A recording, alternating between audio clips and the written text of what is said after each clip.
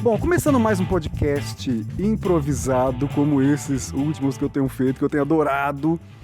E dessa vez tá sendo uma experiência muito interessante e nova, porque o Daniel Sartori, do canal Dani Ideias, comentou lá em um vídeo que eu falei sobre dicas para universitários, né, que são alguns procedimentos que são legais para estudantes. E aí depois a gente começou a se falar no Twitter, cara, que legal, você é de Londrina, tá fazendo mestrado aqui em História, vamos conversar. Aí combinamos, estamos aqui no Pinguim. Hoje são dia 6? Hoje é dia 6. Então, ó, eu acho que eu vou publicar isso ainda hoje, então se você está ouvindo isso no dia 6 de março de 2020, acabou de ser gravado no Pinguim, ainda bem que tá tranquilo aqui hoje. E o papo e a vibe é aquela mesma dos dois podcasts anteriores. Eu acho que tem tantas coisas importantes, bacanas, significativas para serem conversadas e muitas dessas conversas, a gente até começou a conversar aqui, eu falei, não, vamos parar com tudo e começar a gravar, porque tem tanta coisa importante e significativa para compartilhar com essa galera que fica consumindo tanta coisa tóxica em rede social, né, que eu acho que vale a pena as pessoas perceberem como que dentro da universidade a gente está o tempo todo pensando em soluções, descobrindo coisas. Então, a primeira coisa, depois de 1 minuto e meio de apresentação, Daniel, que massa, obrigado por você ter entrado em contato. Eu tenho um espectador comigo, me dá um autógrafo. E aí, professor, tudo bom? Bom, primeiramente eu queria agradecer essa oportunidade. Como eu comentei no seu vídeo, tanto você quanto a galera do Science Vlog são uma referência para mim, é o pessoal que eu acompanho para pensar sobre como informar as pessoas, como pesquisar, né? E para mim é uma honra estar aqui, na verdade. Eu comentei e falei, só para me fazer presente, quando você falou, não, vamos gravar um podcast, eu falei, ô louco. Que massa, vamos então, sim, genial. Vamos sim. Pois é, não. Então, e você estava falando sobre a experiência de podcast. A minha geração, como eu estava dizendo, né, eu tenho 45, vou fazer 45 semana que vem, não é muito de podcast. Parece que a gente tem um pouco de dificuldade de alternar entre duas coisas ao mesmo tempo. Não sei, mas a geração de você é mais afeita a podcasts, né? Eu não sei todo mundo. Eu confesso que eu comecei a ouvir o podcast no meio da faculdade, na verdade. O que eu descobri por um amigo meu que falou do Jovem Nerd, eu comecei a descobrir outros podcasts. E não sei exatamente por que a minha geração tem se afeiçoado mais, talvez porque a gente está toda hora correndo de um lugar para o outro. E aí, enquanto você corre, dá para ouvir. Enquanto para assistir, você tem que parar, ficar ali assistindo, né? Então, acho que nesse sentido, a minha geração acaba tendo um pouco mais de familiaridade com essa plataforma, mais do que ficar sentado em frente da televisão, que é algo meio entediante, talvez, né? Como eu falei para você, para mim podcast é muito bom, principalmente para lavar louça e para academia, esse tipo de coisa. Mas é uma plataforma muito boa, muito boa. Então, e você também tem um canal no YouTube, né? O Dani Ideias. E como é que... E eu achei interessante justamente você ter entrado em contato comigo justamente naquele texto, naquele vídeo, né, sobre universidade, você precisamente falando, putz, mas como é que faz que a gente que trabalha para participar de grupo de estudo, mas ainda assim, trabalhando, participando fazendo mestrado, você ainda tem um canal no YouTube. Como é que você organiza isso? E qual é a do canal? Até aproveitar para divulgar aqui. Ok, obrigado pelo espaço. Então, pois eu fiz o canal em 2016 e no começo ele começou como uma forma de eu mostrar meu trabalho musical. Eu toco violão, canto. Aí quando rolou a prisão coercitiva do Lula para ele depor e tudo mais, em 2016, começou um alvoroço muito grande nas redes sociais e muita gente... Teve até um momento que teve um conflito entre manifestantes que eram a favor da condução coercitiva e outros que eram contrários, e a galera brigando, e eu olhava para aquilo tudo e falava, cara, tudo bem, é um momento de tensão e tudo mais, mas sair para violência em defesa, ao contrário, a determinada imagem, sabe? Eu comecei a refletir sobre aquilo e falei, eu não vou segurar só para mim, não. Vou expor minha opinião. E fiz esse primeiro vídeo, a galera gostou, e eu comecei a perceber que o canal poderia ser uma plataforma para me auxiliar, inclusive em estudos. Então, aquilo que eu estudava, eu fazia um vídeo sobre aquela temática, porque daí eu explicava, para explicar eu tinha que estudar melhor, enfim, começou a ser uma ferramenta de uma pequena experiência de sala de aula, talvez, né? Enfim, já ia treinando essa ideia de ser professor. E o canal, ele tomou essa conotação. Que eu concilio tudo, né, junto, é difícil. Eu tento organizar um espaço para o trabalho, um espaço para o mestrado e um espaço para os vídeos. Infelizmente, como o canal não é minha prioridade, nesse ano de mestrado, né, eu estou indo para o final já do mestrado, mas nesse ano de mestrado eu organizei o canal com vídeos que eu considerava simples. Então, dava aula e sempre que acontecia alguma coisa diferente na sala de aula, eu comentava no canal. Eu fiz uma série de vídeos que é Vida de Professor. Então, a todo momento, um aluno fez uma pergunta que eu não sabia responder. E aí, como que um professor lida com isso? Qual que é o sentimento? Comecei a focar nisso, além de videoaulas que eu tenho lá. Então, forma de fazer também um formato que cabe semanalmente, que no caso era esse Vida do Professor. Atualmente são essas duas frentes do meu canal. Videoaulas, que são mais elaboradas, têm uma menor periodicidade, e vídeos um pouco mais cotidianos sobre questões cotidianas da professora e professor.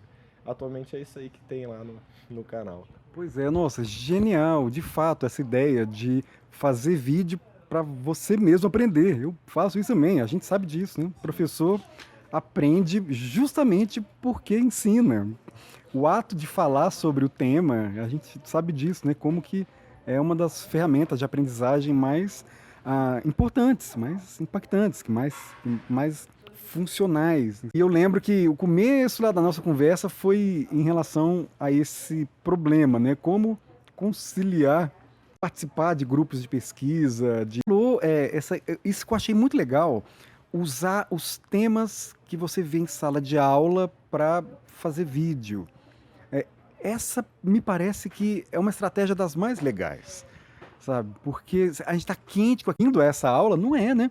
É novidade. Então a gente se surpreende naquele momento, depois a gente incorpora isso na nossa inteligência e depois a gente acha que todo mundo sabe disso, não, mas não é, né? Então esse desejo, esse ímpeto de compartilhar saberes universitários, eu acho que, putz, é o que a gente mais está precisando, de fato, nesse momento. Sobre os podcasts, depois que você comentou comigo, eu comecei a pensar. Eu fiz uma experiência uma vez com estudantes na disciplina de Tecnologias da Comunicação, em que eles tiveram que apresentar um seminário clássico, só que em vez de apresentar para mim ao vivo em sala, eles gravaram um podcast para cada capítulo, duas pessoas discutindo um capítulo, para ficar mais dinâmico. Então eles gravaram os podcasts e em sala de aula nós ouvimos os podcasts na íntegra, do primeiro ao último capítulo, estabeleci um tempo e tal. Então, ou seja, eles transformaram aquilo que já deveria, uma tarefa, né, em um produto para ser ouvido depois. Em grupo de estudo, eu tive a ideia, mas eu quero eu ouvir sua opinião. Será que é possível, considerando que tem muita gente que precisa se deslocar, é muito demorado, até para participar de grupo de estudo, criar um grupo de estudo, um podcast grupo de estudo? Ou seja, cada um no seu celular, em casa, combinam um horário para poder conversar sobre aquele capítulo que todo mundo vai estudar, e aí estabelece, sei lá, 20 minutos, talvez ou mais que isso, meia hora, podcast vale, né? E a partir disso, cria-se um conteúdo que é legal, exercita o conteúdo, cada um ouvindo o outro e falando também. E aí a gente cria-se um grupo de estudos público, para que tanto as pessoas ouçam e comentem também e participem, como as próprias pessoas participam. Você acha que funcionaria? O que você acha? Não tinha pensado nisso, mas eu acho que o maior problema, que é geralmente o problema de qualquer grupo de estudo, é de todo mundo dar conta. Mas eu acredito que sim, porque faz funcionar de podcast, a galera tem entretenimento e tudo mais. Mas qual que é a questão? Em Curitiba, em São Paulo, uma pessoa na Holanda, juntar pelo Skype ou pelo Hangout, sei lá, e vai conversar. Eu acredito que em grupos de estudo funcionaria a mesma coisa. Vamos em... A gente tem que estar com esse texto cada um lido para discutir ele tal dia, tal horário de estudo online. Ao mesmo tempo que discute, grava essa conversa e depois publica, né? Eu acho que é uma boa ideia, não tinha... Bom, já apertou em algum lugar aqui, podcast improvisado é assim mesmo, continuamos.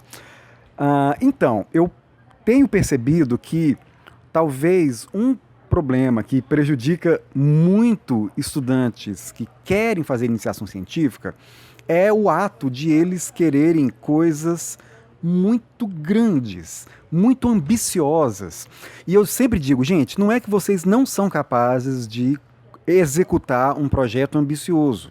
No entanto, vocês não são capazes de fazer isso em um curto período de tempo. Ou seja, se você precisa descobrir um problema gigante, você vai precisar de 20 anos para trabalhar com esse problema. E além de trabalhar durante 20 anos, você vai precisar de uma equipe muito grande, muitos estudantes participando com você, muitos colegas. Então, às vezes, estudantes querem resolver problemas que exigem um grupo gigantesco de... Quando a gente vê essas pesquisas internacionais de ponta, são grupos gigantescos, os caras trabalham 30 anos para resolver um problema. Então, qual que é o segredo? É saber delimitar.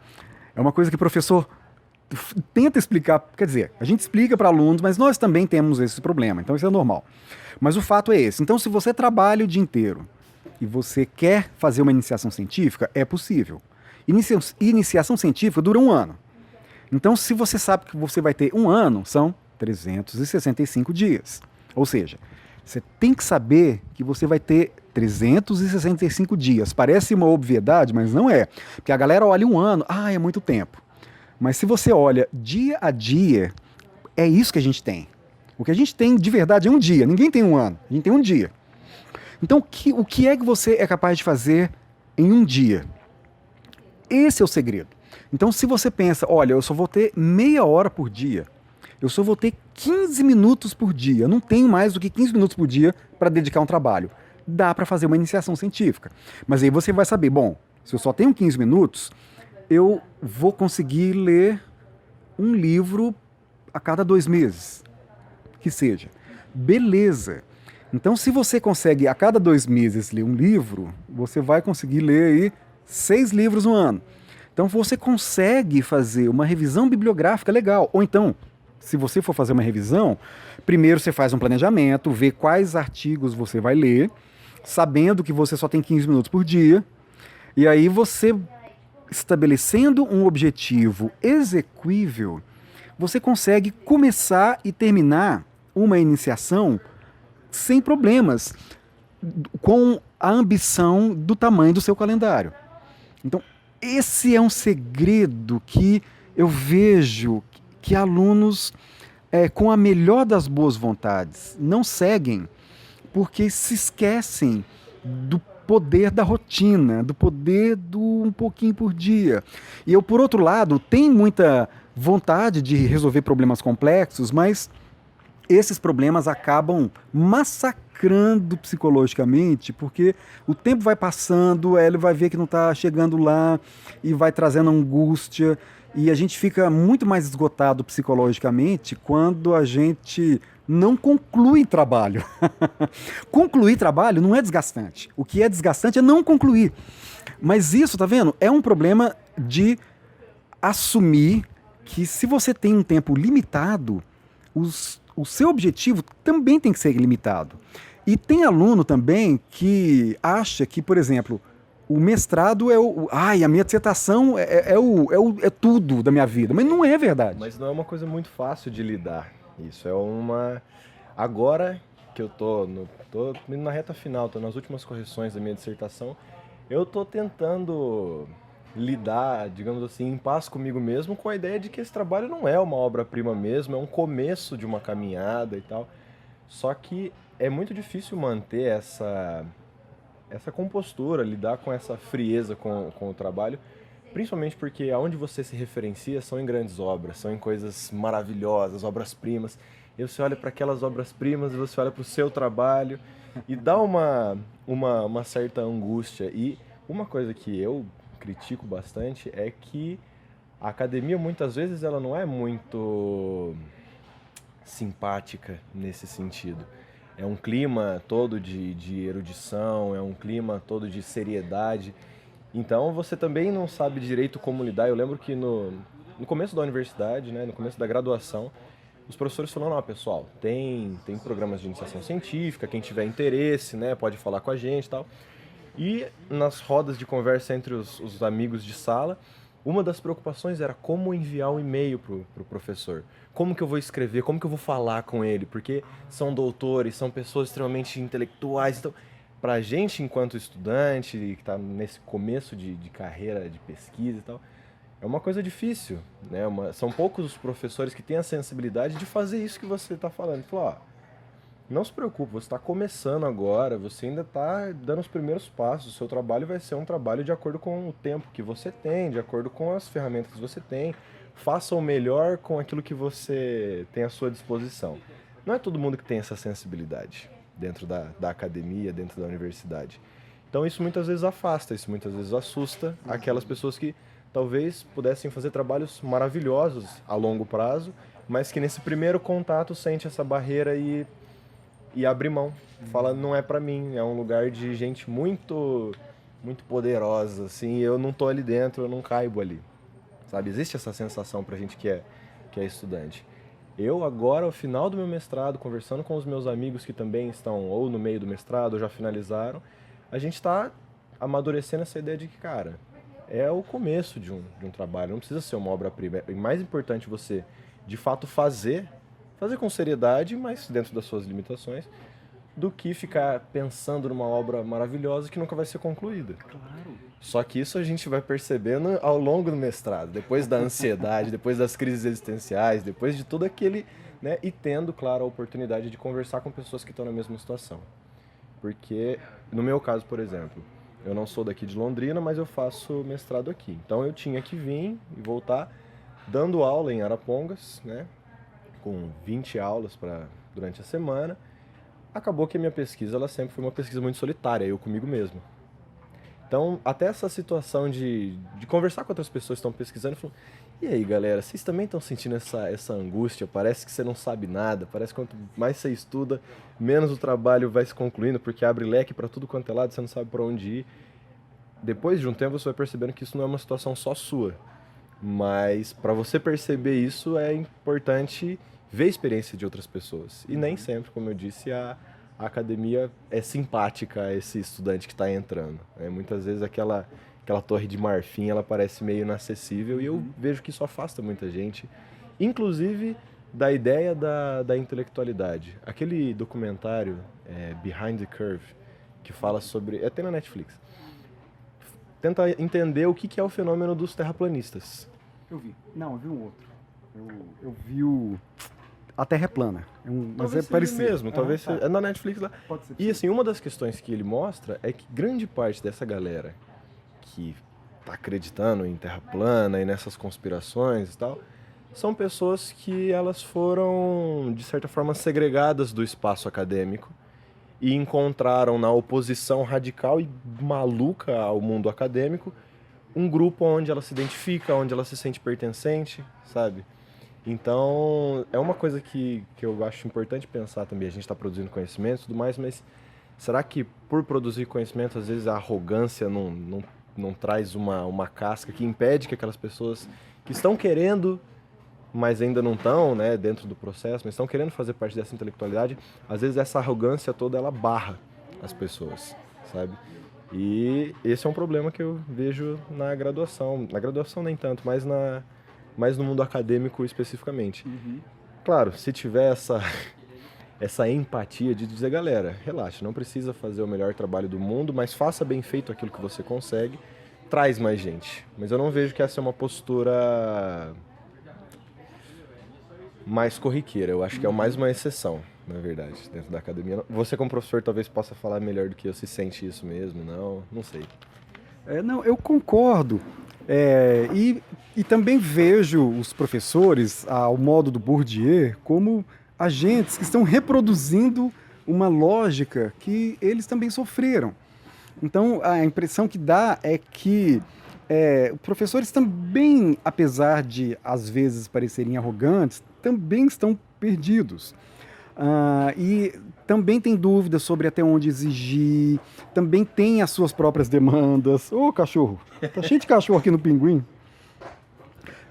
E também tem problemas e deficiências até didáticas e pedagógicas, porque ao contrário do que muitos imaginam, professores universitários, em geral, não têm formação didática e pedagógica, tirando os das licenciaturas. Então, há quem faça uma distinção entre professores do mercado são melhores do que professores acadêmicos, ou vice-versa. Não, cientistas são melhores para dar aula do que galera do mercado, mas não é esse o problema. O problema é professor com ou sem formação didática. E esse problema faz com que as orientações não tenham uma qualidade e não, às vezes é menos por não é muito por insensibilidade, é por falta de formação mesmo, sabe? É falta de formação mesmo. Eles não sabem, esquecem. Eu sei disso, às vezes a gente esquece ao recepcionar alunos do primeiro ano que eles não sabem nada da universidade, então a gente fala assim, você tem que pegar um livro na biblioteca. Eles nem sabem como pegar um livro na biblioteca. A gente se esquece disso. E então, em relação aos meus orientandos, eu sempre deixo claro, desde o princípio, galera, esse é o momento de vocês construírem as bases. Esse é o momento de construir o alicerce que vai sustentar toda a sua carreira acadêmica. Então tem gente que quer construir um edifício no mestrado sem construir alicerce. E aí começa a ser muito prolixo para esconder que não tem solidez. Começa a ser erudito, mas de uma forma muito atabalhoada, ou seja, cita um pedacinho de um, pedacinho de outro, pedacinho de outro, pedacinho de outro, põe artigo, aí cita aquele monte, não lê, e aí cita, porque lê uma página e vai, sabe, autores que não necessariamente dialogam entre si, em vez de, por exemplo, se concentrar em pouquíssimos autores, dominar bem a obra daqueles pouquíssimos autores, para ficar realmente um mestre naquilo. Isso é uma solidez que impõe escolhas, ou seja, é impossível ser bom em tudo. E você tem que saber que se você vai escolher ser bom nisso, necessariamente você vai deixar a desejar em várias outras coisas. Então, eu, por exemplo, eu não sei nada de Foucault. Então, agora, eu não tenho vergonha de dizer isso porque eu sei muitas coisas de outros autores, que eu tenho estudado muito. Por exemplo, o Eliade. Eu estudei muito o Eliade e compreendo bem o Eliade. Então, isso faz com que eu me sinta muito seguro ao declarar que, não li Foucault. Agora, eu percebo que, de fato, há muita idealização, né, sobre a figura do pesquisador acadêmico, supondo que ele sabe tudo. Porque, às vezes, o professor em sala de aula cita aquele monte de autor, mas ele está citando aqueles autores que ele realmente conhece, domina, e ele tem 30 anos de estrada, 20 anos de estrada. E aí estudantes, às vezes, querem repetir, querem imitar, né, esse tipo de erudição, mas de um jeito muito ingênuo, talvez. Então, essa chamada, esse freio de arrumação, ele é muito importante já lá no princípio. Pesquisadores não sabem tudo. Quanto mais especializado você é, mais você se concentra naquele conjunto de autores. Você não é obrigado a saber tudo, nem tem que ter vergonha de dizer que não sabe, pelo contrário. E é claro que talvez no momento de ascensão, né, às vezes estudantes querem tentar se esforçar para não dar vexame, e aí quer dar um jeito de saber de tudo, mas esse tipo de raciocínio também é importante. Eu vejo também que eu tenho dúvidas, né? Eu sou crítico, mas de forma dialética em relação à experiência universitária. Porque às vezes eu tenho a impressão que todo esse... Eu não sei se o sofrimento... Eu discordo daqueles que dizem que adoecer é necessário, por exemplo, para a faculdade. É um horror isso, não tem nenhum sentido. Mas esses percalços me parecem que fazem parte. Então, por exemplo, eu falei esses dias para minha orientanda, ela teve problemas em organizar o próprio cronograma, procrastinou muito. Eu pedi para fazer foi muito engraçado. Eu falei com ela, olha, você fez o contrário do que eu pedi para você fazer. Porque eu disse, faça uma revisão bibliográfica primeiro. Ela fez de tudo para fugir da revisão. Passou 1 ano e meio fugindo da revisão. O que é revisão bibliográfica? É a parte... Não tem como não começar.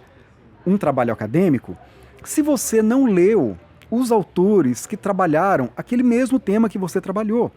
Então, ou seja, pesquisa não se faz sozinho. A gente está sempre completando um quebra-cabeça que já está posto e você está contribuindo com uma pecinha. Porque se a gente querer começar do zero sempre, imagina, no conhecimento não vai chegar em lugar nenhum. É o contrário, né? Funciona justamente o contrário. Um coloca um pouquinho, outro coloca um pouquinho e vai... Exatamente. Sim. E esse exercício se faz fazendo uma boa revisão. Então, a primeira coisa, ao fazer uma dissertação, um trabalho acadêmico, estude o que os outros autores, ou melhor, faça um levantamento do que os outros autores já pensaram sobre o tema. O que é esse levantamento? Vai lá no Google Acadêmico, busca artigos publicados em revistas, artigos em congresso. Não vale. Por que não vale? Porque eles não têm revisão. Há muitos artigos que são de estudantes também, não é que são ruins, mas é que estão em um estágio de amadurecimento que não nos traz confiança na hora de citar, porque eles não estão trazendo nada novo. Então, o ideal é ir nos autores que esses alunos também que apresentaram em congresso leram. Então, vê os artigos que são mais citados, os artigos que são mais importantes, mas do tema concentrado, daquele exato tema que você também quer trabalhar, para que você possa descobrir o que os outros autores já pensaram, já resolveram sobre esse problema. Aí sim você pode dizer, eu agora já sei o que todo mundo já descobriu sobre esse assunto. Portanto, depois de saber que eu tenho condições de, inclusive, fazer a minha pergunta. O que não se sabe ainda e onde eu posso contribuir? Qual é a peça do quebra-cabeça que eu vou contribuir? Então, eu pedi para essa minha aluna fazer isso, faz a revisão. Ela me enrolou 1 ano e meio.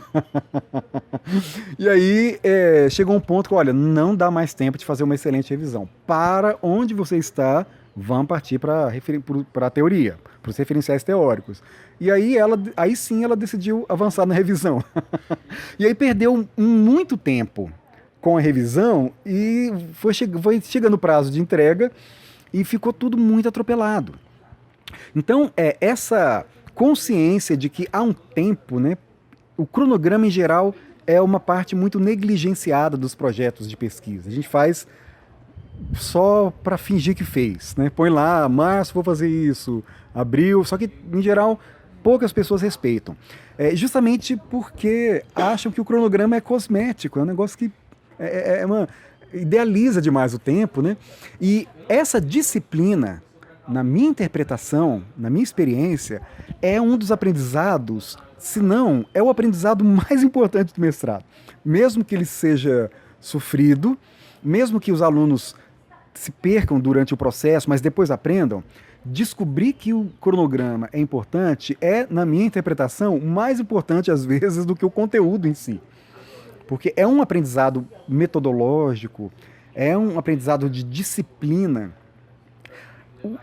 Muita gente acha que disciplina é um defeito, porque o próprio Paulo Freire, já em Educação como Prática da Liberdade, ele fala sobre isso.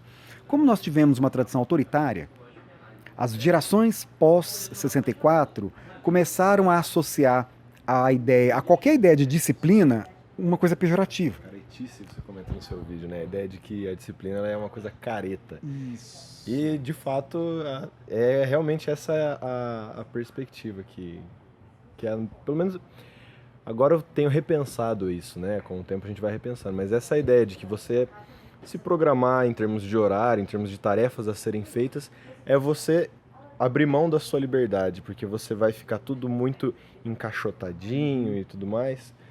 Mas a questão é que, como você disse no vídeo que eu comentei e gerou tudo isso, a disciplina ela te possibilita perceber o que você está fazendo, aquilo que você não está fazendo, e por incrível que pareça, você consegue um tempo livre onde você vai poder usufruir dele sem estar na sua cabeça aquela ideia de eu tô vendo uma série, mas eu deveria estar estudando porque eu não fiz o que eu deveria estar fazendo.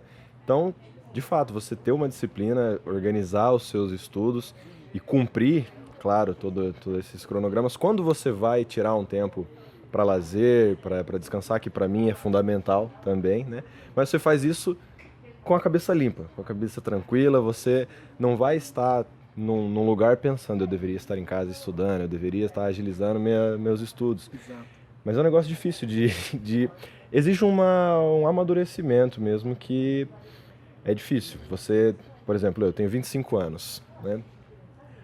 O que permeia meu cotidiano vai chegando no fim de semana e a galera vai perguntando, vamos sair, vamos fazer não sei o quê. E às vezes tem que falar, então, não vou, eu vou ficar em casa fazendo o que eu tenho que fazer, né? Prioridades.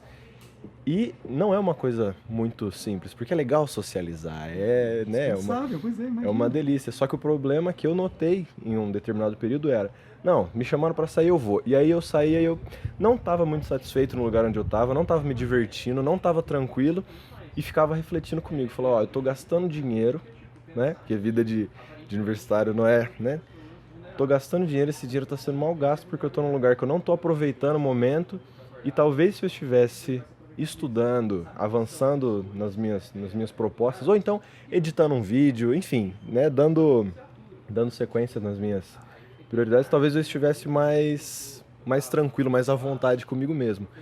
Mas eu percebo que esse é um amadurecimento que ele vem com o tempo. Eu ainda estou nesse processo, inclusive, né? Não é uma coisa tão tranquila, não. Mas estamos aí, estamos aí.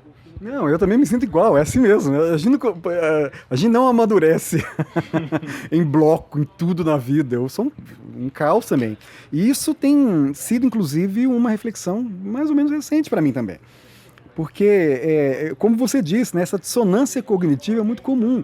A gente está lá trabalhando e pensando, o Griatan tá curtindo. Aí, quando te chama para curtir, você, eu deveria estar trabalhando.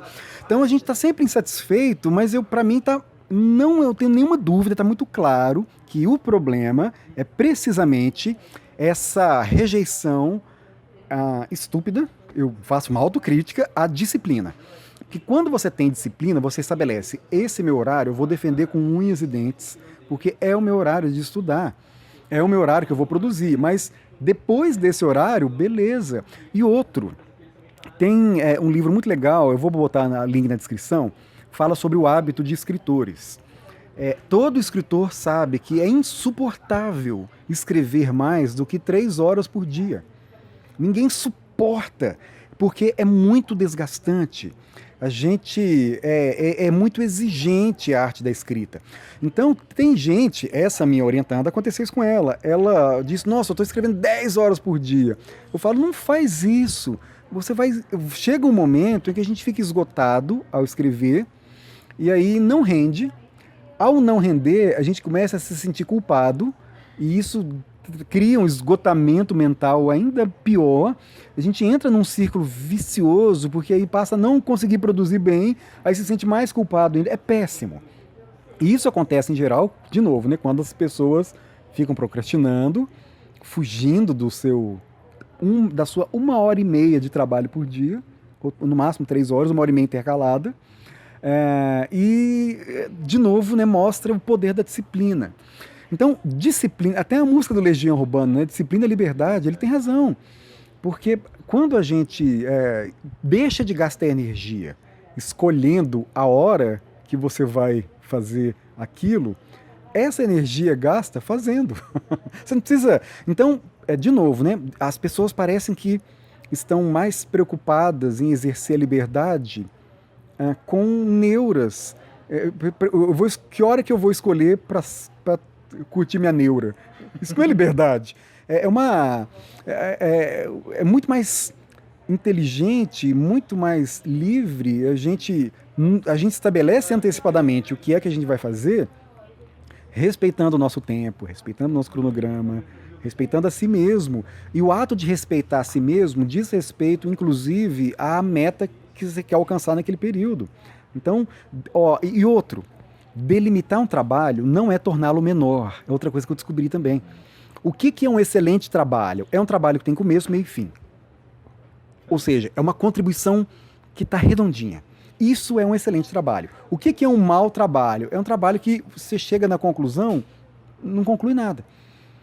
Então, tem muitos trabalhos, eu vejo isso em revista, sou avaliador de revista. Às vezes tem artigos que chegam, vai, volta, vai para lá, vai para cá, cita, aí chega no fim, não conclui nada, aí retoma. Não, então como vimos, aí faz uma síntese de tudo que já fez, mas você vê, bom, ok, esse exercício todo, essa caminhada toda foi a troco de quê? O que ele quer me dizer? Não tem. Por que não tem? Porque realmente a gente vê claramente uma pessoa perdida ainda, e de modo que nem deveria ter mandado esse artigo para a revista. Mas nós, como avaliadores, né, temos a obrigação de escrevermos os pareceres, e às vezes eu digo isso de forma gentil. Não, é importante. Eu, nessa caminhada toda, eu pesquiso ditadura militar, né? Um caso de um advogado de Arapongas que ele foi preso e morreu durante a ditadura militar. E eu, quando comecei a pensar minha pesquisa de mestrado, porque minha iniciação científica não foi sobre esse tema, então isso também é uma coisa ruim, porque eu descobri a forma, né, a linguagem acadêmica, científica, mas na hora do meu mestrado era outra pesquisa, então todo um começo novamente. E eu, na ânsia de não, preciso fazer currículo, enviei teve uma chamada de artigo do Arquivo Nacional, e eu mandei um artigo, eu estava começando ainda na pesquisa, não tinha nada para fazer, mas falei, não, vou fazer um artigo e enviei. E voltou um parecer que eu só li o parecer e falei, ok, temos aí um bom tempo para amadurecer, para crescer dentro dessa situação, porque grande parte foi isso. Eu coloquei aquele monte de informação que eu tinha, mas não estava bem organizada, e no final das contas no final das contas o artigo ele não contribuía, né? Ele falava, mas não chegava a lugar nenhum. Então foi uma experiência ruim no sentido de que foi frustrante, mas foi bom para ter uma noção de histórico, assim, de como lidar com a academia, entender qual lugar você está ali dentro, né? Que é uma parte importante. Essa questão de saber delimitar o seu trabalho, né? Tem aquela frase, melhor feito do que perfeito, né? Coisa do gênero. Eu acho que esse é o grande diferencial de quem trabalha elaborando conhecimento, elaborando informação. Quando a gente estava, eu lembro da graduação, muita gente escrevia páginas e páginas e páginas e tinha uma avaliação ruim. E pessoas que escreviam textos menores, mas que tinham uma boa avaliação. O diferencial estava justamente na coesão do texto. Ele começava introduzindo, desenvolvia e concluía, né? Eu acredito que esse é o grande diferencial de uma boa escrita. O problema é também aquela questão que muitas vezes a gente fica preocupado mais com a quantidade do que com a qualidade. Então, vou fazer um mestrado. Nossa, eu preciso escrever mais de 100 páginas. Ok, será que eu preciso escrever mais de 100 páginas ou será que eu preciso fazer um trabalho que ele é um pouco mais denso e que seja coeso, que contribua, mas não ficar me preocupando tanto com esse número de páginas? Também é um processo, porque eu estava revendo minha dissertação, inclusive eu olhei o primeiro capítulo e muita coisa desse que você falou. Prolixo só para dar página, para dar volume. É só ele falar, olha, sendo sincero mesmo, dá para tirar ali um bom tanto que o trabalho vai ficar melhor, né? Porque o leitor vai ter menos trabalho, aquela leitura que você lê, você fala, tá, você já falou isso, não precisa falar de novo, tal. Mas é novamente uma questão de maturidade na escrita também, né? De entender que às vezes menos é mais, coisas desse tipo. A coesão no texto talvez seja mais importante. Também é um processo aí que a gente vai ganhando ao longo do tempo, percebendo que a qualidade não está vinculada à quantidade necessariamente, né? Nossa, concordo perfeitamente. Tem uma série de vídeos do Gilson Volpato, adoro, um cara da divulgação científica maravilhoso, pioneiro. Ele diz bem claro, olha, qual é a quantidade ideal para um trabalho acadêmico? A resposta é nem mais, nem menos do que o necessário. Então, não é nem para ter lacuna e nem para ter excesso. Não é nem para ficar no osso, nem na gordura, no filé. Então, essa consciência é muito importante. E você falou de um negócio que eu acho que é muito importante, essa questão da rejeição de um artigo, é uma orientação que eu faço insistentemente com os meus alunos. É assim, mandar artigos para revistas, claro, quando você percebe que ele já tem algo a contribuir, é algo tão indispensável quanto as orientações do professor. Porque quando você recebe um parecer às cegas de alguém que não te conhece e está sendo rigoroso, por isso a gente tem que mandar trabalhos para revistas boas. Porque eu brinco de novo com os alunos, né? É muito melhor você receber uma recusa de uma revista boa do que receber um aceite de uma revista mediana. Porque se você recebe o aceite de uma revista mediana, você vai se acostumar com um padrão de qualidade mediano e você pode cair na armadilha de se viciar naquilo, ficar alegrinho, ok, publiquei, que massa, mas você vai deixar de se exigir mais. E quando você manda para uma revista boa e recebe um parecer negativo, além disso não ser um desastre, isso é um presente. Porque é o parecer negativo que vai identificar as fraturas, onde o seu trabalho está imaturo, onde o seu trabalho ainda precisa avançar. Eu já recebi pareceres assim devastadores, mas, claro, como eles são individuais, né, como eles são anônimos, você não é exposto publicamente, então não é um problema não é um vexame. Mas a gente fica, putz, caramba, eu vejo gente, puxa, eu acho muito constrangedor, reclamando em Facebook, censuraram o meu artigo, não publicaram. Não, eu brinco, não é que censuraram, é porque estava ruim, provavelmente. Era um artigo que não... No entanto, eu não falo nada, não vou ser indelicado, não tem nenhum sentido. A gente agradece. Não sei se foi o seu caso. Não, foi tranquilo. Mas esses pareceres são absurdamente importantes e eles são parte indispensável da formação do cientista, porque é uma qualidade de avaliação diferente da avaliação que o seu orientador oferece. Mesmo o mais rigoroso dos orientadores, ele te conhece, sabe que você passou seus percalços, sabe da sua história. Então todas essas subjetividades acabam sendo consideradas na avaliação dele. Isso é bom em termos humanos, mas pode ser uma armadilha em termos acadêmicos. Então é muito importante que a gente se disponha a ser avaliado por outros pesquisadores que não sabem quem é você. Isso se faz institucionalmente, mandando para revista boa, para revista de primeira, e essas avaliações nos fazem crescer muito. Eu, como tendo pós-doutorado, já tive assim, artigo recusado 3 vezes. Eu mandei um artigo, foi recusado, fiz as revisões, mandei para outra revista, foi recusado de novo, fiz revisão, mandei para a terceira, foi recusado de novo, fiz revisão, e depois mandei para uma revista internacional, foi aceito. Persistência também. Isso.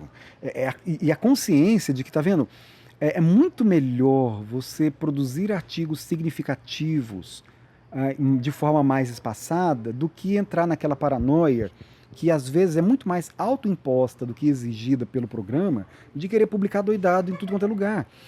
Quando nós passamos por avaliação, nós como professores pesquisadores, na minha área, pelo menos, eu trabalho mais na comunicação, são exigidos 2 artigos por ano em média no quadriênio. Então você tem que ter 8 artigos em 4 anos, o que não é nada fora de uma exigência que eu imagino que é normal, afinal nós somos pagos para ter 8 horas por semana para pesquisar. Então, eu acho que é muito razoável exigir 2 artigos qualificados por ano. Então, tá vendo que a impressão que eu tenho é que muitos reclamam por terem entrado numa lógica que, às vezes, eles mesmos se autoimpuseram ou estão disfarçando aí alguma outra coisa. Mas eu vejo que muitas das regras são bem razoáveis. Mas, evidentemente, talvez o que é mais importante é a gente ter uma consciência de, putz, olha, eu quero contribuir com o quê? Qual é a minha... Eu estou vivo, experimentando aí a humanidade, não sei o que é ser humano, estou tentando entender. E qual é a minha contribuição para o mundo? Quando a gente tem esse norte, a gente tende a dignificar melhor o trabalho. Agora, eu realmente vejo gente entrando na máquina.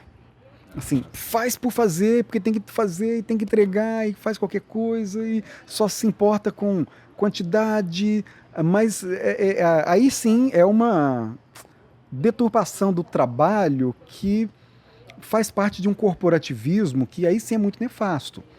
É o mesmo corporativismo que faz com que professores, às vezes, queiram ser arrogantes, queiram brilhar demais para poder serem vistos como especiais e com isso garantir verba e garantir seu status e ser mais aceito pelas pessoas. Então isso é um problema que é muito real, é uma corrupção da vida acadêmica, na minha interpretação, e por isso que é muito legal as novas gerações não só evitarem cair na armadilha, mas começarem, e não só denunciar, mas agir diferente. E realmente ter esse espírito que eu vejo que está acontecendo, né? Como é o seu caso. Imagina, ter um canal no YouTube para discutir publicamente os temas, se empenhar para refletir sobre as próprias práticas.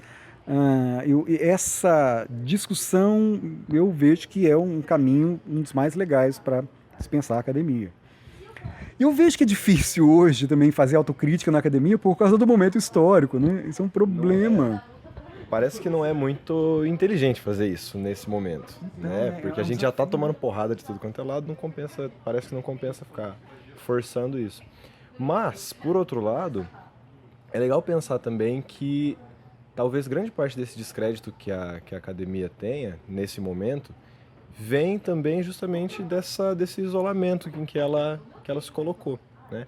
Claro, hoje a gente tem essas iniciativas que vêm muito mais, pelo menos que eu tenho visto, dos estudantes, embora tenha alguns professores que abraçam também, como é o Pint of Science, por exemplo, né, que é uma iniciativa legal. O próprio Science Vlogs é uma ideia muito legal, mas é uma novidade, essa ideia daquele conhecimento que ele é produzido dentro da academia ser levado ao público de uma maneira mais democrática, talvez mais acessível, né?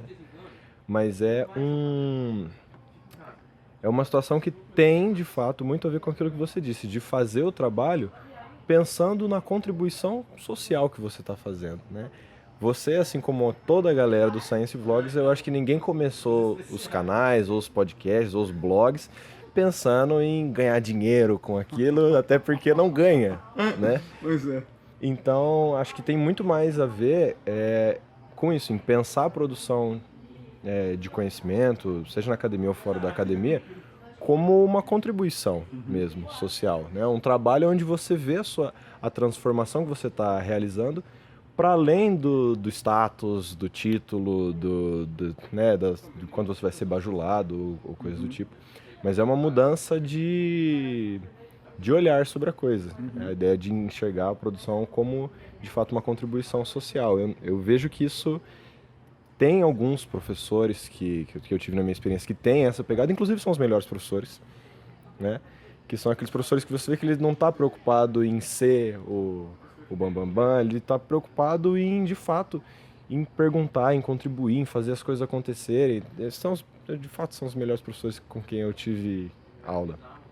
Mas, em grande parte, tem essa galera que cai no corporativismo, né? O que acontece também, no meu entender, não só na academia, né? Dando aula em colégio, você vê também aqueles professores que eu diria que estão mais numa perspectiva de ser um dador de aula do que de ser, de fato, professor que está preocupado com o aluno. Ele só quer ir ali fazer o seu horário, depois fechar. Acho que a grande questão está na forma como você enxerga essa sua experiência de vida. Tá, eu sou um ser humano, como você disse, vou viver e vou morrer. Nesse meio tempo eu vou fazer o quê? Né? Tem como pensar esse meio tempo como uma oportunidade para fazer parte de tudo isso, acrescentar, ou tem como entender isso como uma coisa e falar, não tem sentido mesmo, tanto faz, eu vou só esperar a coisa acabar, né? Eu acho mais interessante a primeira perspectiva, de aproveitar essa oportunidade para contribuir com aquilo que você tem para contribuir, que você acredita, né? Aquilo que você acha que é interessante. E não ser só mais uma carne sendo moída ali no sistema e tal. Isso, tanto na academia quanto acho que em qualquer âmbito da vida, né? Dá para mudar essa perspectiva. É por isso que eu acabei fazendo o canal, mesmo trabalhando, fazendo mestrado. Não, o canal no YouTube é um negócio legal, a galera dá o feedback, a galera falou, pô, por exemplo, essa série de vida de professor foi muito legal, porque muita gente falou, pô, Daniel, muito legal essa sua ideia. O último vídeo que eu fiz foi falando sobre insegurança em sala de aula. O professor que vai entrar em sala de aula e nunca deu aula, como é que faz e tal. Então as pessoas se identificam, você vê que você contribui para aquele momento de insegurança dela. Ela comenta com você, também expõe os seus questionamentos, contribui para que você perceba. Enfim, é uma perspectiva de trabalho enquanto transformação da realidade mesmo, né? Não só enquanto algo para ser remunerado ou coisa do gênero. né? Tá. Então, eu concordo com tudo que você disse. Devaneio aí meio aleatório. Não. Estamos aí. Tá perfeitíssimo e eu concordo com tudo que você disse. Eu só tenho uma reflexão que é recente em mim também, olha que eu sou velho, que é o problema do dinheiro. É o seguinte, por algum motivo, sobretudo nós das humanidades, fomos convencidos pelo nosso campo, pelo nosso meio, de que ganhar dinheiro com o seu próprio trabalho é errado. Sabe? Olha que frase esquisita, mas ela é regra. Então eu vejo alunos de jornalismo fazendo projetos maravilhosos. E aí, não, mas não é para ganhar dinheiro não, não é para ganhar dinheiro não. Mas eu digo, mas por que não? Por que você não quer ganhar dinheiro com o seu trabalho? O jornalismo vai ser um hobby? E aí eles têm muita dificuldade, eu digo isso pensando na minha própria experiência, a gente sempre negligencia muito isso que o Paulo Freire deixava claro, que é precisamente a valorização e o reconhecimento de que o que você faz é um trabalho. Então o Freire deixava claro, tem até um livro que se chama-se Professora Sim, Tia Não, porque ele mostra como que a forma supostamente carinhosa de se referir às professoras do ensino primário como tias tem uma armadilha, porque tia não faz greve, tia não pode exigir direitos para amar as crianças, né? Porque se você faz isso, isso é uma aberração. Então a tia é uma forma, aparentemente, como eu disse, né, carinhosa, mas ela tem algumas armadilhas. Por isso que professores devem ser interpretados como trabalhadores, que têm direitos e que devem ser remunerados com justiça de acordo com o seu trabalho. Quando a gente faz divulgação científica, em geral, essa armadilha está muito presente. Assim como, desculpa, tem uma outra coisa, né? Há quem diga que professores são heróis, professores têm uma missão, professores são santos e que se sacrificam. Há uma armadilha aí evidente, né? Que é para dizer que professores têm que se submeter a quaisquer circunstâncias, porque eles são heróis, porque isso é normal, o professor se martirizar é assim mesmo e continue assim, recebendo um lixo, tendo péssimas condições, porque você é um missionário. Então, e na divulgação científica, seja lá qual for, e mesmo na área, no campo da pesquisa, eu tenho aprendido com isso, demorei para aprender. Por exemplo, eu sempre recebi muito convite para fazer palestra. Aí as pessoas nunca queriam pagar. Não, você vem e tal, era sempre de graça. Aí eu comecei a refletir o seguinte, bom, eles estão me chamando, não é porque eu sou bom, é porque eu vou de graça. E aí eles chamam qualquer pessoa que vai de graça. E eu já vi isso. Aí as pessoas vão gratuitamente. E aí a gente, como é muito idealista, a gente vai. E às vezes as pessoas estão ganhando com a palestra, ou sempre tem recurso, universidades particulares, ou públicas, ou prefeitura, tem recurso, mas não paga porque acostumou com a nossa boa vontade e de explorar o nosso trabalho sem que a gente se valorize. E aí eu comecei a perceber muito claramente que a gente se desvaloriza muito. A gente diz que a sociedade desvaloriza a gente, mas a gente se desvaloriza também. Aí eu comecei a cobrar por palestra. E eu comecei a descobrir que as pessoas pagam. Sabe? Aí você venho, quanto que é? X. Aí a pessoa paga. Alguns não pagam. Falam, ok, então não vou. Porque eu não posso desvalorizar o meu trabalho. Essa palestra de 1 hora demorou 20 anos para ser concebida, porque é um acúmulo de estudos que eu tenho feito durante toda a minha carreira. Então eu não vou desvalorizar o que eu sei por conta disso. E as pessoas ainda têm vergonha. Ainda associa o ganhar dinheiro com o seu próprio trabalho com algo reprovável, vergonhoso, como se aquilo diminuísse o valor do que você está fazendo, sabe? Então, essa discussão, eu tenho que fazer um vídeo sobre isso, que a gente já está quase 1 hora conversando, e eu não sei lá se alguém vai ouvir isso, mas eu realmente quero fazer um vídeo deixando claro isso. como que a galera das humanidades se autodesvalorizam ao não cobrar, supondo que cobrar é algo errado. Que cobrar é algo... mercenário. Isso, imagina. Então, essa reflexão eu preciso propagar mais e a gente vê como que é um campo minado, né? Porque eu tenho certeza que vai ter hater aí dizendo que não, mas mercenário, como você disse, né? Mas essa discussão tem que ser colocada, acho que nesses termos. Bom, tá indo pra 45, bom, contando 55, o né? momento que deu problema lá. Bom, acho que é isso aí. Acho que essa questão do se valorizar é importantíssimo. É aquele problema clássico, eu acho. Quando a gente opta por ser professor, a gente não faz isso pensando no dinheiro. Você pensa na sua contribuição mesmo, mas o dinheiro, ele tá aí, ele é uma ferramenta que a gente precisa, né? Ele é uma ferramenta, essa é a questão, mas a gente precisa dessa ferramenta. Então, tem que se valorizar. Por exemplo, eu sou músico também, toco nos bares, né?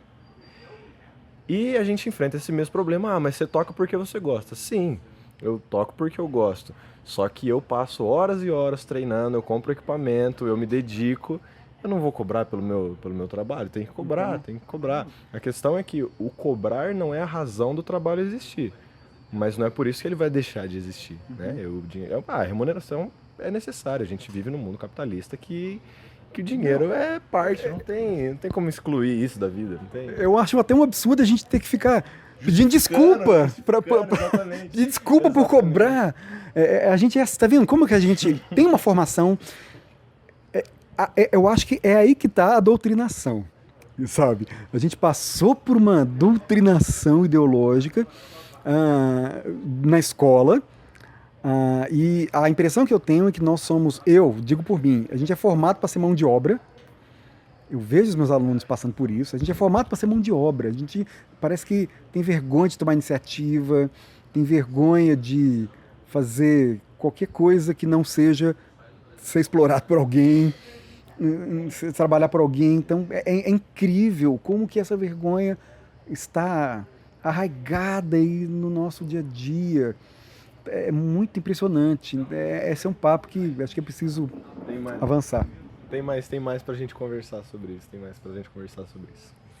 Muito bem, bom, então o Daniel acabou de apontar aqui, vai dar quase 1 hora. Gente, eu aprendi que o ideal é concluir um podcast quando ainda está suportável, quando ainda está legal, para terminar no áudio. Então, Daniel, obrigado por essa oportunidade de conversarmos aqui, foi muito bacana. Imagina, né, de um contato online no YouTube, gerou um encontro bacanésimo, acho que um papo que precisa ser compartilhado. E parabéns aí, desejo sucesso, que você avance na sua dissertação e tenha uma carreira brilhante, porque você tem muito a contribuir.